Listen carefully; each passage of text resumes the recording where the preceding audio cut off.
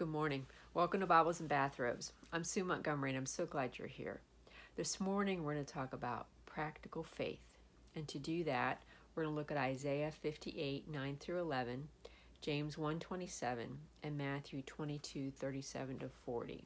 I have Matthew 23 listed there too. We're not going to read all that, but we'll talk about it. In Isaiah, from the NIV, then you will call and the Lord will answer. You will cry for help, and he will say, "Here I am." If you do away with the yoke of oppression, with the pointing finger and malicious talk, and if you spend yourselves in behalf of the hungry and satisfy the needs of the oppressed, then your light will rise in the darkness, and your night will become like the noonday. The Lord will guide you always.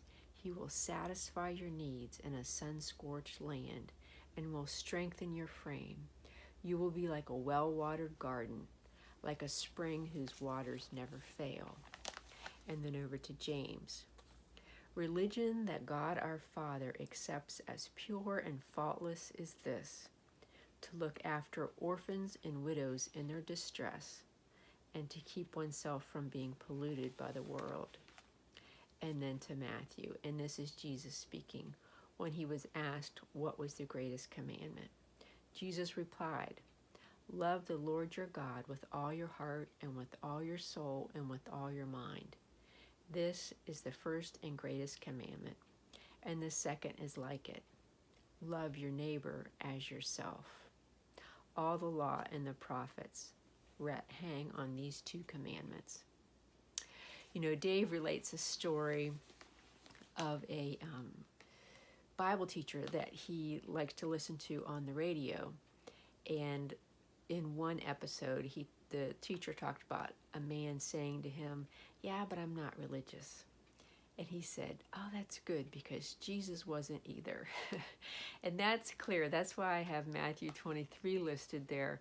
I encourage you to read through that, because, man, Jesus gives the religious leaders of that day a tongue lashing about having shiny religion, not faith, shiny religion that isn't practical faith, that is judgmental and finger pointing and basically looks good on the outside, but on the inside isn't at all. God isn't interested in shiny religion. He's interested in practical faith. He's interested in faith that says, "I'm yours, Lord. Love others through me today. Help me to reach out to my neighbor. Help me to love my neighbor as myself." I'm Sue Montgomery. This is Bibles and Bathrobes. God loves you, and so do I.